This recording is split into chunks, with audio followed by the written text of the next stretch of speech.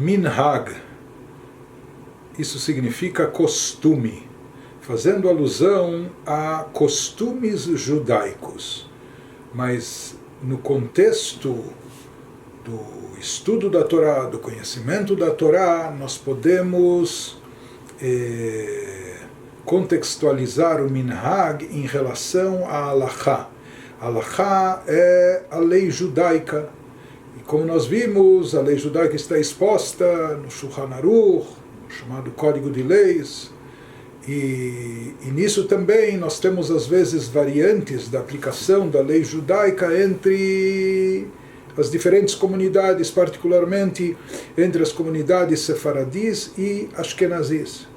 Agora, além das halachot, halachá no final das contas é algo que compromete a comunidade, ou seja, algo que foi determinado como halachá, como lei no Shulchan Aruch, no nosso Código de Leis, seja em forma da halachá de maneira universal, que se aplique a toda a comunidade, ou seja, a halachá que se aplica às comunidades sefaradis, ou em distinção a isso, a comunidades ashkenazis. Mas a halachá é a halachá. A halachá determina a lei, ou seja, como se deve proceder, como nós devemos agir, cada um de acordo com a sua comunidade ou dentro do seu ritual, deve-se seguir a halachá, e a halachá é algo, enfim, que nos compromete, ou seja, é algo que nós temos a obrigação de agir de acordo com isso, de seguir aquilo que nos orienta. Então isso é halachá, é lei.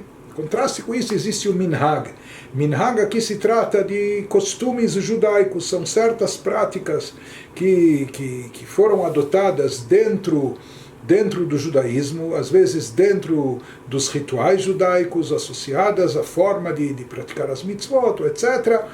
Elas não têm o peso de halachá, ou seja, essas práticas são chamadas de costumes e por isso elas também variam de comunidade para comunidade e na realidade não só de comunidade sefaradi para ashkenazi, no caso de minhag, de costumes, às vezes dentro da própria comunidade sefaradi nós encontramos diversos e distintos costumes.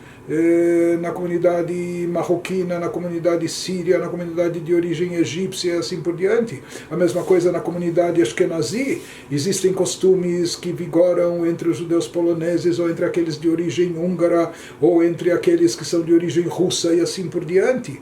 Cada comunidade desenvolveu os seus minhagim, os seus costumes. Portanto, costume é uma lei? Não, o costume não é uma halachá, ele não tem a obrigatoriedade de prática, não compromete como uma halachá. Uma halachá é um compromisso prático, não é? que incide sobre cada um de nós. Já um minhag, existe um costume familiar, costumes herdados da casa dos pais ou das famílias. Tem famílias que adotaram um certo costume, etc. E aqui nós estamos falando não de simpatias e não de folclore, nem de superstições. Nós estamos falando de costumes, e muitos costumes judaicos embasados com significados e origens profundas, e às vezes até significados místicos, e há uma literatura inteira, uma literatura de dezenas, centenas de obras sobre Tamei Minhagim, sobre o motivo e razão dos costumes, a origem dos costumes, a tal ponto que se diz que os nossos costumes, eles são muitas vezes costumes sagrados. E daí vem uma frase célebre que fala que Minhag Israel Torahu, que um costume judaico, e aqui nós estamos falando de um costume embasado, de um costume fundamentado em referências e fontes judaicas, e que foi adotado como um costume, isso é Torá. Ou seja, Minhag Israel Torahu, um costume judaico que se propagou pelas comunidades e foi adotado pelas comunidades, ou ele foi perpetuado por gerações, isso acaba sendo considerado Torá. E às vezes um costume ele tem até a força e o poder mesmo de uma alahá, de ser algo comprometedor, ou enfim, que nos envolve com um compromisso, com uma responsabilidade, como a aplicação e implementação de uma lei. Então é claro que tem que saber se distinguir entre aquilo que é, como nós falamos, se é um simples folclore ou aquilo que é um costume fundamentado.